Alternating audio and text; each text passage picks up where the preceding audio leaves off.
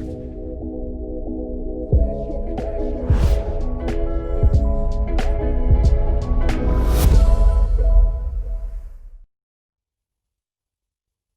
right. Hello, everybody. Welcome.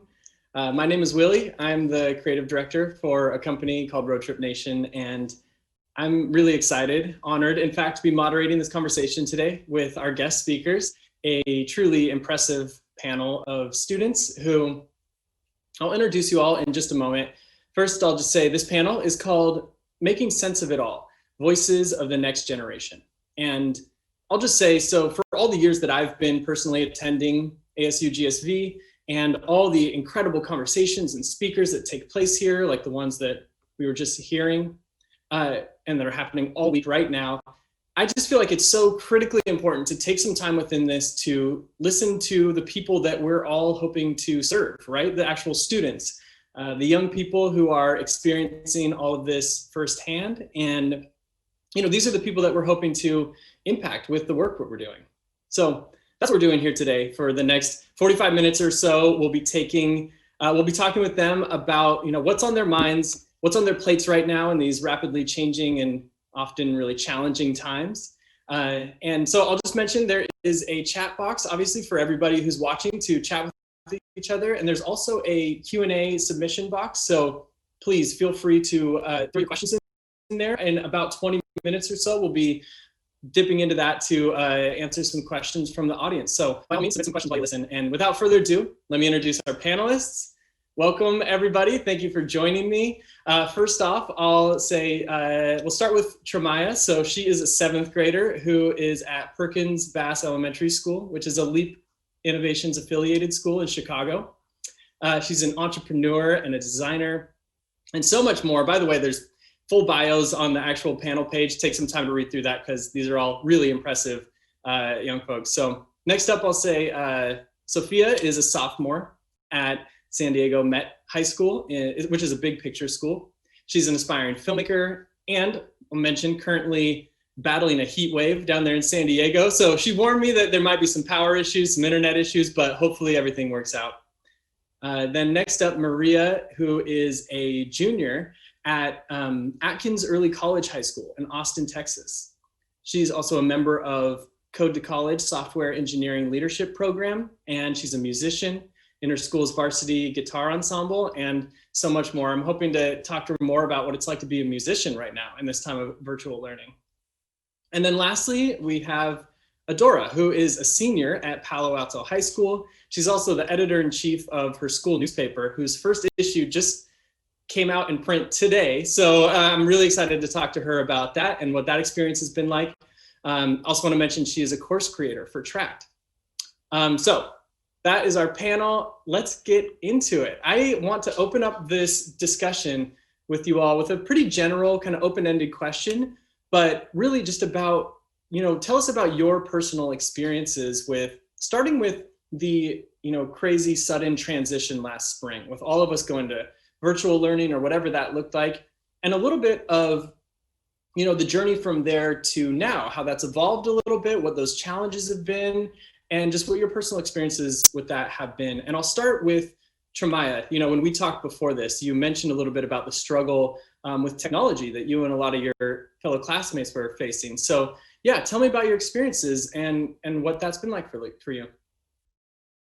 During school, it's super hard because if anyone disconnects, or even if the teacher disconnects because of Wi-Fi or battery issues, we miss an entire portion of the lesson, or that particular student misses an entire portion of the lesson, which is really bad because we may have a test on that subject the next day or something, and we're going to need that information that we missed.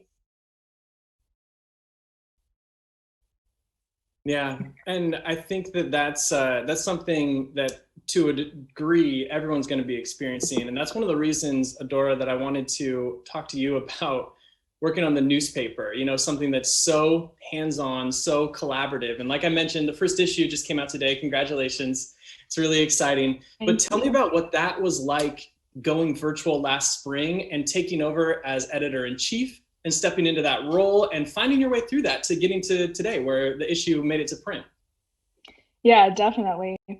So usually in a normal year, production of the paper is a very collaborative process. Like you just said, you're walking around from laptop to laptop, you're packed into this little computer lab with music blasting, and you're just really always bouncing ideas off of each other and working together to design the paper. It is my favorite part of being on staff and one of my favorite parts of school in general. So the transition last spring was really rough. We had to go from almost constantly being around each other for 8 to 10 hours a day when we were in production to not seeing each other at all. We really had no idea what would work and what wouldn't. And coming into that last cycle of the year as a newly named editor and trying to mimic that energy in production and keep the staff members motivated to keep working was definitely the hardest part. Actually, that last cycle, we went into production and we were on a Zoom call on the last day until 3 a.m. just pushing to meet our deadlines. But for me, it was the transition at the beginning of this school year that really amazed and excited me. A dream of mine for years has been to redesign the paper and to rethink the creative direction and change the format of the entire paper all the way down to the fonts. And even in a regular year, that change would be pretty radical. Campy, which is the nickname for the Campanile, has looked more or less the same for years, and a redesign to the extent that we did it hasn't been done in decades. But we spent time talking directly to every single staff member to get their opinions and shift the mindset really from just filling templates to giving staff members creative freedom and control over the design of every single page. And going into production just last week, the staff really took it in stride. What we saw was that when they got to take the reins and making a design they loved, there was an inherent motivation there already to work hard. The paper was actually just printed yesterday, like Willie said, and we received it today. And I wanted to show you all the front page of this first issue, highlighting a big art piece on one of the most prominent news stories about police reform in my town of Palo Alto. So I just wanted to quickly show that to you guys. I'm very proud. But for me, that ties really well into the internship I'm currently doing for Tract. Their core philosophy is really that when you give students control over what they learn, they'll become more passionate and more involved in the learning process. I saw that come to life on the school paper just in the last couple of weeks, and getting to hold this paper in my hand has really been the highlight of my year so far. Campy has been what's grounded me during these last couple of months, which have been marked by uncertainty and a lot of fear. And it's definitely been what's gotten me through it all. That's a really powerful lesson that you ended on there about when the student body is empowered and they can take control of something, because I think it's really impressive that you and your team didn't just say, hey, we've got this crazy challenge stacked against us, so let's just meet the minimum, but rather we're going to rethink the paper, we're going to come together, we're going to find a way to do this. I think that's really interesting, and really it's that sort of creativity born out of necessity kind of thing. So I love that story. That's really amazing. The paper looks awesome, by the way. Thank you. Yeah. So Maria, why don't you take a minute to share what your experience has been like over these last few months? And I think it's also really unique, at least on this panel, that your school is about to start, I think you said it was like a 25% in-person learning. And I'm curious to hear just how that feels to you, to your fellow classmates, and just sort of what the experience has been like and the mentality is around perhaps starting to go back to school part-time, or just what that looks like. Yeah, so at first, it was certainly strange when the pandemic first happened, to change from the way we had been learning our entire lives to this completely new virtual one, especially because of how sudden it was. One day we were going to school normally, and the next all institutions were closed, and in-person classes were suspended until further notice. Something that really impacted me as a musician was that, well, at least me and my ensemble, out of our plans for the year were canceled pretty much. We had trips planned, concerts and competitions, and all of that was postponed until further notice.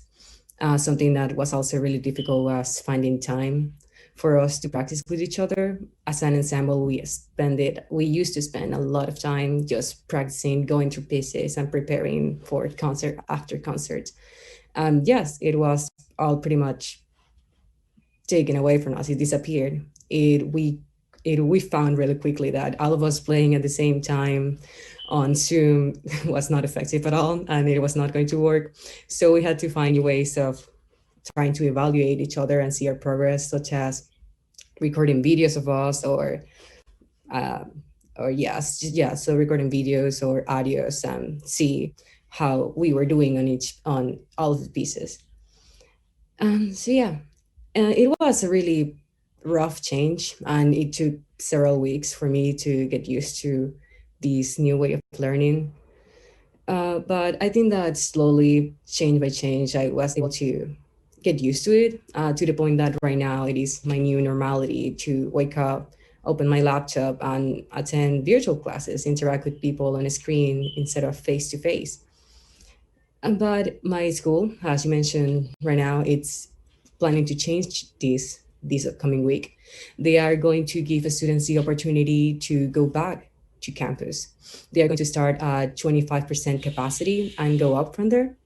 But it won't be the same as classes before the pandemic. We would still attend classes and Zoom meetings. The only difference would be that instead of attending the Zoom meetings on our homes, we will be attending them in campus.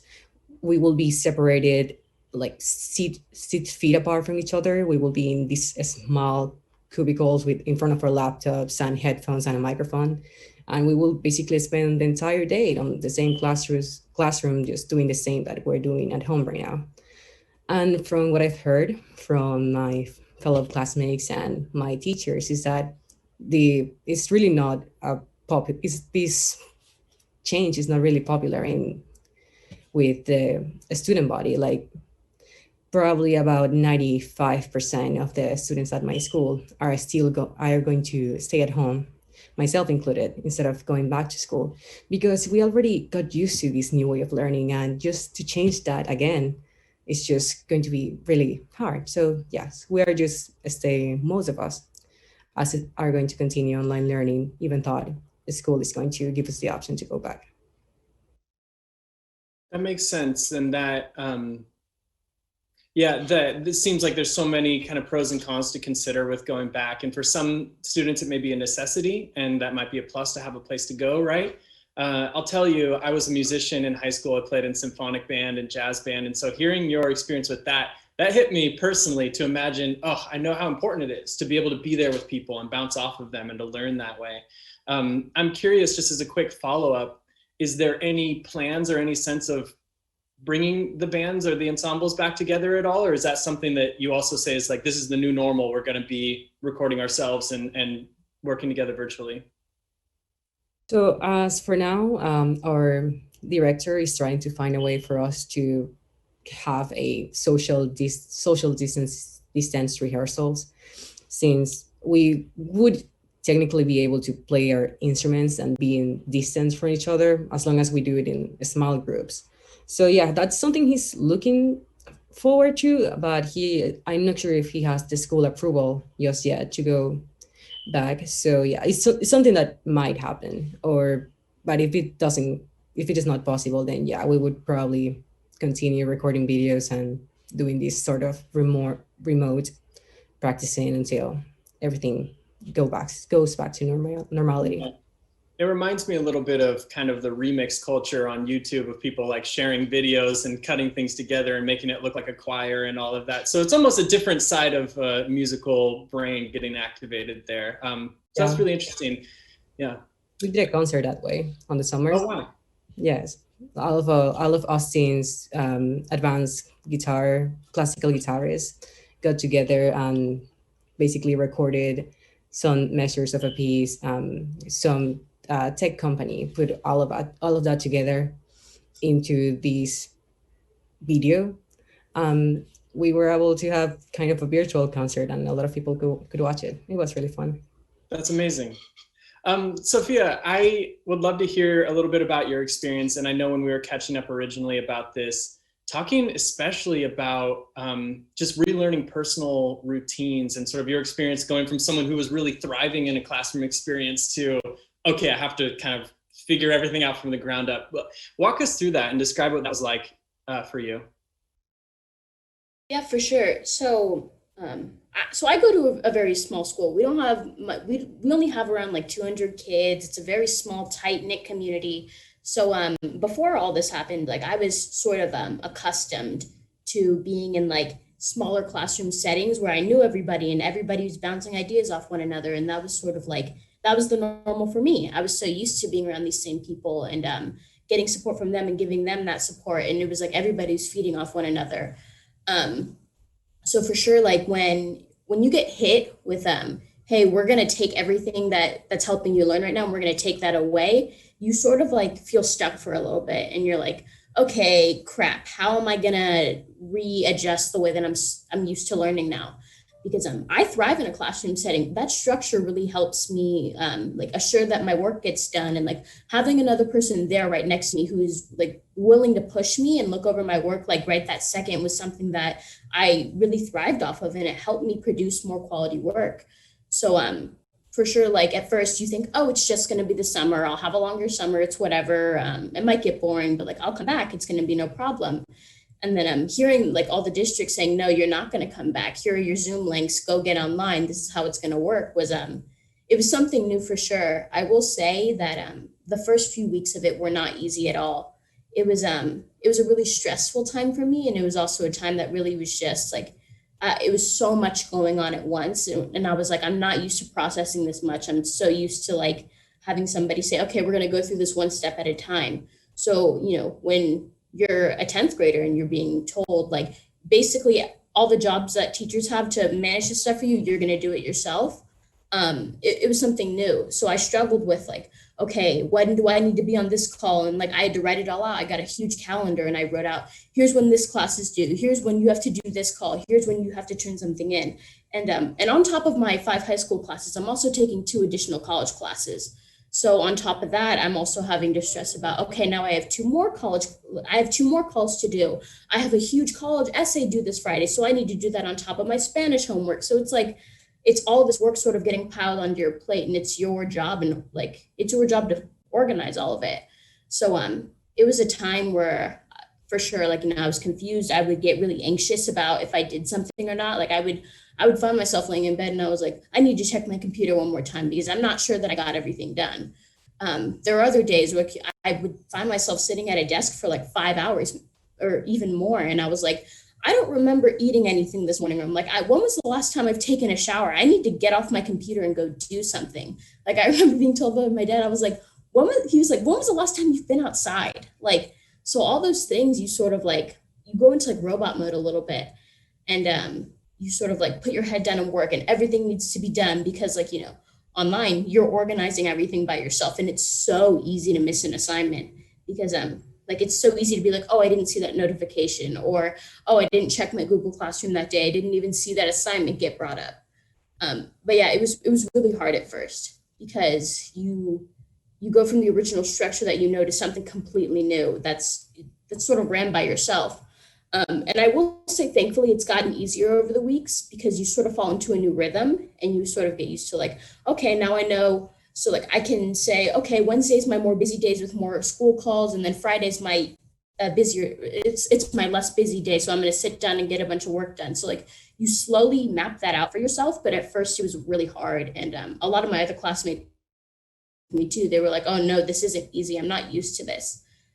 So I think like it was a mutual agreement that like it was hard for a lot of students at first, but you slowly like fall into a rhythm, and not every student has gotten that rhythm for sure.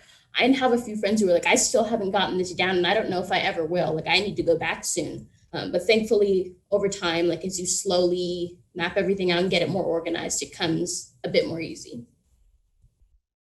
Well, it's really impressive that you're starting to grow and you're starting to get some routines and things wrapped around. You're getting your head wrapped around it, because I really appreciate your answer and all the detail and honesty in there, because it is so much. And one thing you kind of alluded to, but is also a factor, is just a new set of responsibilities that often come with being at home all day. So I actually want to pass it back to you, Tremyah, and also Maria, if you want to weigh in as well, because I know you all shared a little bit of the details of what does it look like to be at home, learning from home, attending school at home. And why don't you share a little bit of the details of like some of the responsibilities that come with that, and just paint us a picture of what that's like for you too. So it's definitely harder because everyone in my house pretty much goes to school. So it's all of us on, one Wi-Fi, everyone in a different room. So we're moving around if the Wi-Fi disconnects or anything. But I also have to help my little brother with school because my mom doesn't allow him to go to daycare during this time. And it's harder because he's younger, sometimes he might have a fit or he might just just not usually be himself or whatever. So sometimes I'll have to stop in the middle of me doing my work to help him with his work or help him with his work and miss some of my information. Yeah, I completely agree with her. Balancing responsibilities at home was something that took some getting used to on my part, because you see, when school closed, as she mentioned, thousands of daycares closed too. And I have a little brother; he's a toddler. So when his daycare closed, he had no other option but to stay at home with us. And basically, my sister and I had to be able to take care of him at the same time that we were doing online learning, because my parents eventually had to go back to work and classes had to continue. So at the beginning it was really chaotic, trying to do those two things simultaneously, trying to learn in this completely new way, and at the same time trying to keep an eye on him, make sure that he's doing everything he's supposed to. But yeah, it was tough at first, but after a couple of weeks, we pretty much, well, my sister and I pretty much figured out a schedule on how to do that. And right now, she takes care of him half of the day while she's doing her classes, and the other half of the day, while I'm doing my two last classes, I keep an eye on him. And yeah, we pretty much keep this structure. And right now, it hasn't affected our academic development yet, so that's good. But it's definitely more challenging and harder than everything we were used to before. Yeah, thank you for sharing all that. That makes perfect sense to me. And I feel like, well, the name of this panel being Making Sense of It All, and really gonna try and talk about, how you all are finding ways to navigate through these things. I think we've done a pretty good job. Although there's definitely more to say about the challenges and the new challenges and all the aspects of that. One of the things we haven't even talked about, Adora, is something you shared with me about all the rites of passage and things about being a senior that you feel like are missing out on or will just be so different. But let's transition a little bit to, I guess, some of the silver linings. That's something that a few of you had some things you wanted to share about. So I'll pass it to you, Adora, to start. Why don't you talk a little bit about some of those things that have stood out to you on the flip side? All these challenges that you've been faced with have, in a way, given opportunity for some kind of unexpected positives that have come from it, right? Yeah. So on that note, one good thing that has come through all of this is that being virtual actually ended up being the push that our paper needed to really expand our reach online. We completely revamped our social media pages, have been working with our multimedia editor to make posts for almost every single one of our stories, which is reaching more readers in a time where most people are getting news online. You're getting notifications popping on your phone. You're really not looking for news from a hard copy paper anymore. But to really quickly step away from that, I also want to thank my teachers and teachers everywhere, because the way that they've adapted to teach the curriculum online has been incredible. It's been a hard transition, as we all know, like as a student, but I imagine it's even harder to attempt to teach over a computer screen. My math teacher has recorded videos of all her lectures to help us study if we miss something during the virtual lesson or had a technology issues. In my economics class this semester, my teacher adapted his usual hands-on lessons that he's known for to be virtual, even modeling a game we usually play in class that mimics the different economic systems to this paper plane folding game that we could do in virtual breakout rooms. Just the creativity and the work that teachers everywhere have been putting into teaching in this crazy setting has been amazing. And I just, again, want to say thank you to faculty at Palo Alto High School, and across the nation for the work you guys are doing. That's great. Yeah. And Sofia, did you also want to share? I remember us also talking a little bit about how, in a way, it's kind of created a tighter sort of community around the student body, right? And the faculty, right? Yeah, for sure. So like as I mentioned, we are a pretty small school. So I was explaining how like over time I sort of saw like the community get tighter because like everybody sort of it felt like everybody got antsy in a good way. Everybody was like, I really miss you guys. Like I never thought I would need you guys more than I do right now. So I'm ready to go back. And it feels like school spirit has sort of like gone up a little bit. Everybody's like, I'm so excited to see everyone. Like students I didn't usually talk to in class, I'm starting to talk to again because it's like, hey, I'm bored. Hey, I'm bored. You're bored. Like we miss each other. We went to school together. Like let's start talking again. Like I'm in this huge group chat with a bunch of kids I didn't usually talk to last year. And now like they were just sending me messages like, let's talk about the debate last night. What are your thoughts about this? Hey, does anybody need help with math? Get on a call with me and we can talk about it, go through it together. So it feels like everybody's sort of come a little bit closer, which is really nice. And like I said, like I'm starting to talk to students I wouldn't usually talk to, which is really interesting because it's like I've gotten to know them better. I'm like, I never knew this about you. I'm learning more about you. You're learning more about me. And it's like, I can only imagine like it's going to be just like, it's going to be like a stronger sense of community for sure once everybody comes back, because now I'm like, I never like really took the leap to get to know you. And now I do know you. So it's like coming back, I just know. It's like, we're going to work together better in class. We're going to have more conversations together. Like we're going to be friends. We can hang out outside of school. So like all that kind of stuff is, it's for sure like a really a bright side of it, because for sure it's been a lot of negative, a lot of this is hard, that's hard, this hasn't been easy for me. But like finding the little positive things that have helped you grow is for sure something that like keeps you going throughout this time. Because like having time to like reflect on yourself and be like, I've grown in this way and I've grown in that way, and I wouldn't have done this without this kind of change.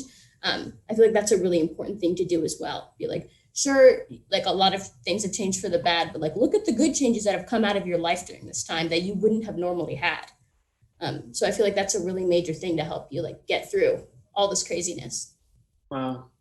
Wow, that's really powerful. And I'm really glad we took some time to kind of acknowledge that side of the coin, because that's really important and such an interesting kind of outcome from this moment. So I actually want to transition for a second to a question that came in from the viewers.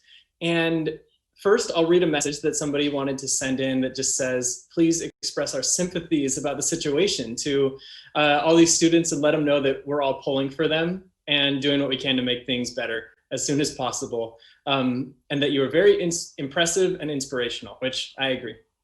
But the question that somebody submitted is, how do you think this experience will impact you as you move into adulthood and the working world? So in other words, let's transition and think about the future. You know, I asked some of you this beforehand, but thinking about everything you're experiencing now, everything you've experienced over the last, 6-7 months, and the lasting effect that it might have on who you want to be, what you want to do with your life.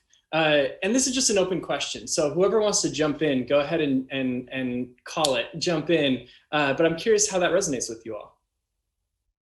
Yeah, I can hop on and take this one first. For me, I think being away from my peers for so long has really reshaped what I value most in school and in a working environment, really.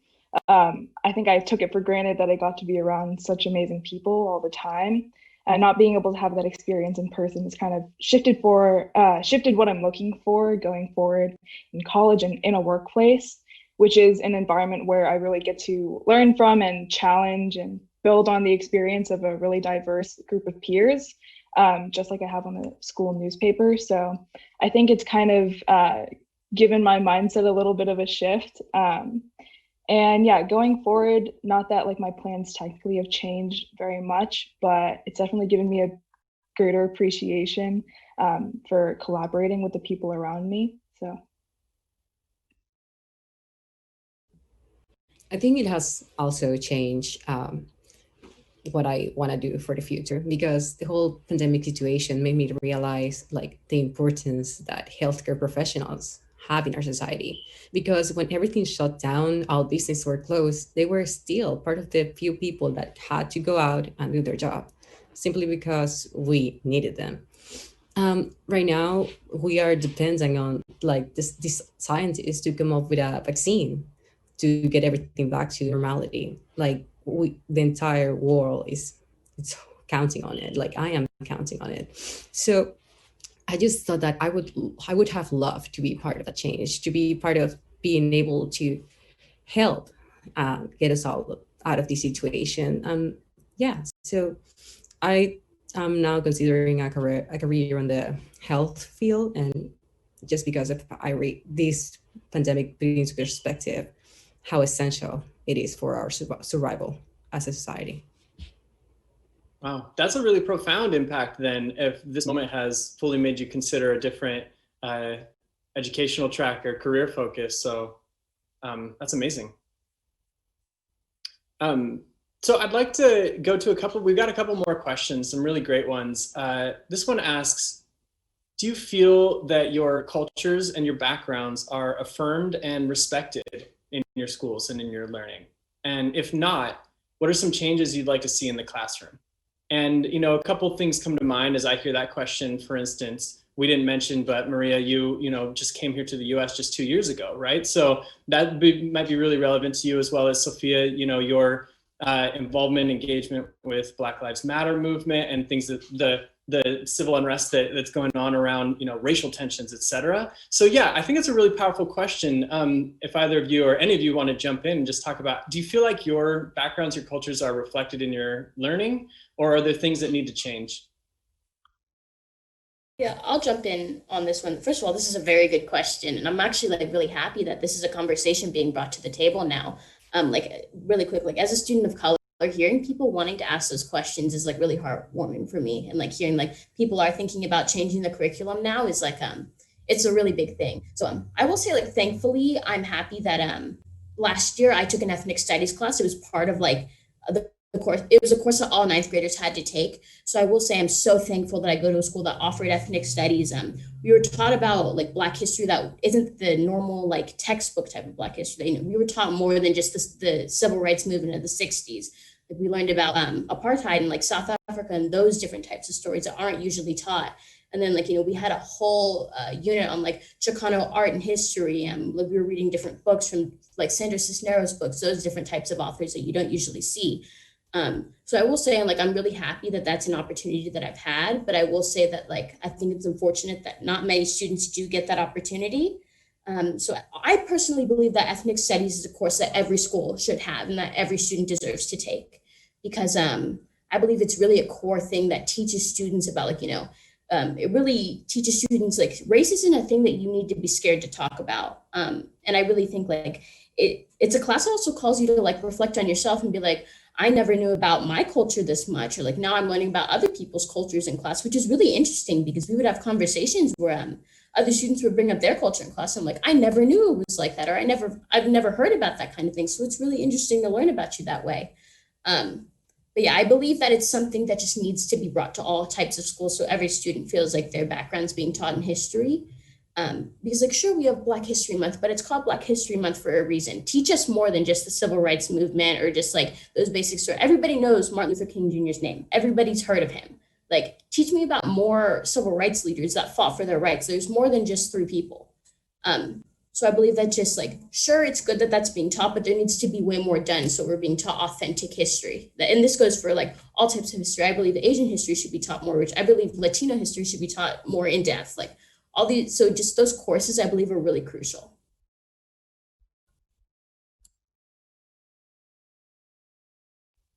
Yeah, agreed. Really powerfully put. Does anyone else want to weigh in on that? I'll give you a second to jump in. If not, I actually have more questions from the audience I could turn to as well.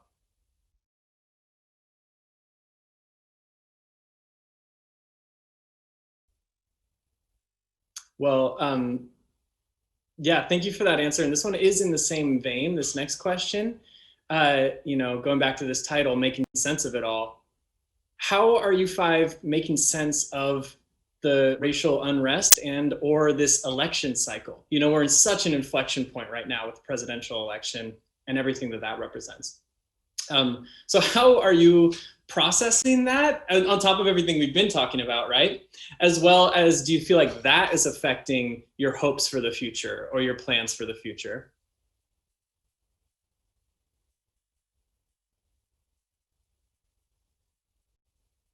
I can kick this one off really quickly.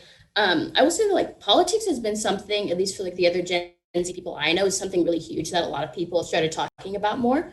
I will say I'm really proud of my generation for like how active everyone's been really like politically and bringing awareness to different things. And like all of my friends being like, hey, if you're 18 plus, get out there and go vote. Because I just think over this time, it's become more clear the type of man that our president is. And in my opinion, he's a man that shouldn't be running this country and who shouldn't be the face of this country. So I think like it started the conversation more, and I'm happy that Gen Z is starting to notice this too, and they're starting to think for themselves. And I'm really like proud of this generation because I believe like when the time does come that we're old enough to vote, I feel like we're gonna make major changes because everyone's really rallying. Like these are rights that everyone deserves, and I'm happy that like everybody's educating themselves at an earlier age. Absolutely. Well said. And it sounds like you're about to talk anyways. Adora, I was going to pass it to you because one thing that came to mind is, you briefly showed us the front page of the paper. Do you want to maybe remind us what that is? And maybe when that question came up of how are you processing this moment, not to put words in your mouth, but I'm just assuming maybe part of it is in your choice to exercise your power as editor-in-chief on, what to tell stories about, what to put on the front page, and how to represent that stuff. Yeah, I can definitely talk about that. So if you're looking back at this front page, the main piece of art is a protester holding up a sign that says change. And I think just to build off of what Sofia said, I think during this time, I agree that our generation is all really pulling behind making this election more democratic. I personally am not old enough to vote in this election, but I'm taking every opportunity I can to help others. I'm volunteering to work as a vote aide at a poll center actually for this election so that I can be part of the democratic process, even if I'm not old enough to actually vote.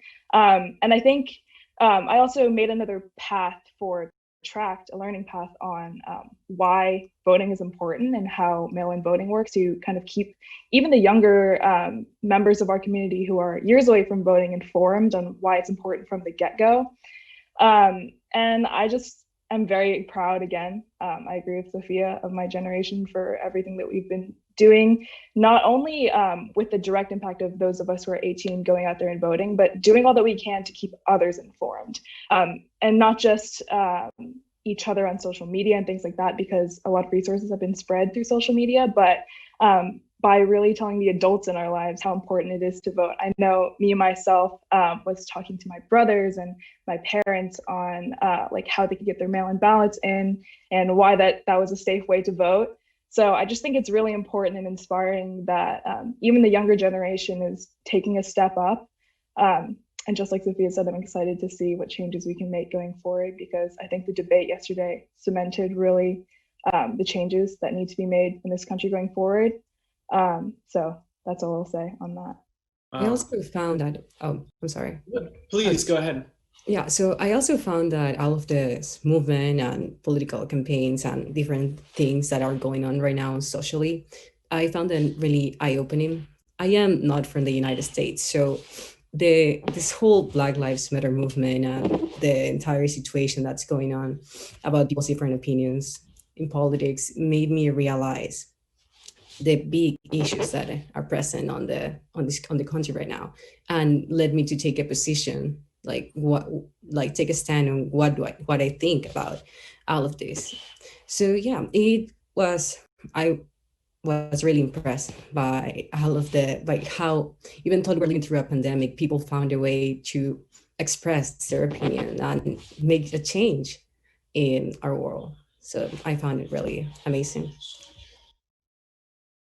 I agree. I'm with you, and all of you. I really appreciate everything you're contributing to this conversation right now. I think it's so spot on and powerful. And I just have to warn you, we only have a couple minutes left already. I told you all this was going to go so fast, and it did. And knowing that we're coming down to the wire here, I just have one idea of something we can try and end on. I had mentioned maybe asking this question if we had a second towards the end. So I'm curious, do any of you have a mantra or a quote or a great piece of advice that you live by, or anything that you lean on, especially to motivate you through these times?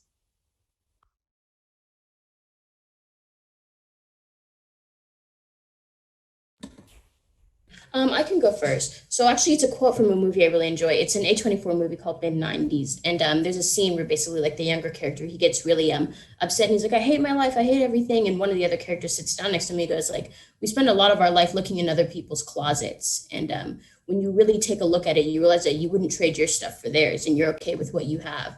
So it's a really important thing that like I kept thinking back to, and I'm like, sure, this sucks, but there are people in way worse situations than me, and I need to be thankful for what I have right now. And like all the resources I have, like I live with two teachers, so like I have resources right here with me. So yeah, like looking in other people's closets and being like, I'm okay with what I have, and I wouldn't trade it for anybody else's. I love that. That's a great movie. So I guess that a phrase that I live by and has especially impacted me during this time is push yourself, because no one else is going to do it for you. And these, especially right now when we don't have, like, we don't see teachers physically or other people, we pretty much only have ourselves to depend on and challenge us. So I just found that so basically it is the entire, that if you don't do it, if you don't push yourself to be better, smarter, like more capable, nobody else is going to do it. And it has definitely made me a more independent person and has helped me find motivation to do everything that I have to do right now.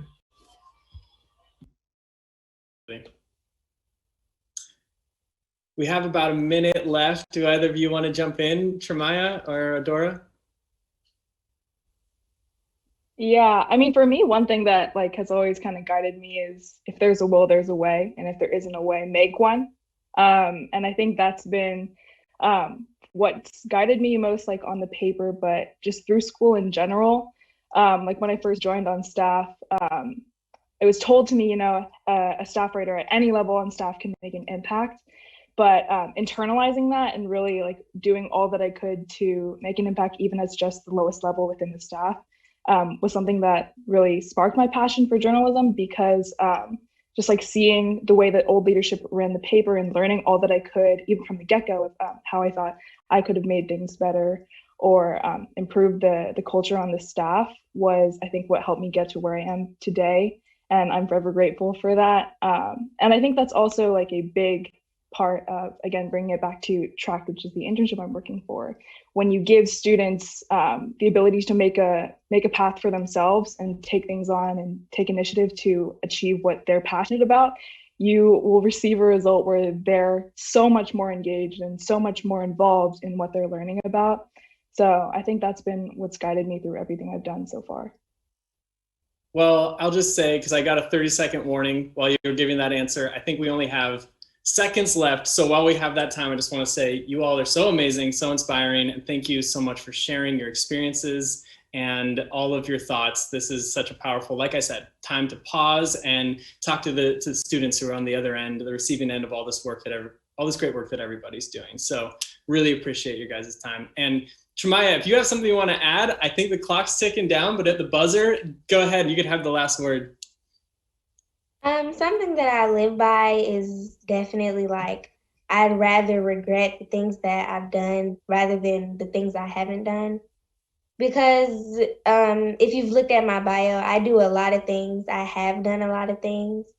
So it's like, I'd rather be upset at an opportunity that I've taken and it didn't turn out as well as I had planned, rather than not taking an opportunity and looking back on it later in the future saying, oh, what would happen if I would have done this or that? Well put. Well, that was officially the longest 30 seconds I think I've ever heard. So I'm stoked that we're still on, and I'm glad that we got to get that in. Yeah, this is a great conversation. I really appreciate it. Thank you all. I really feel like we're going to get cut off at any moment now, but this has been so great.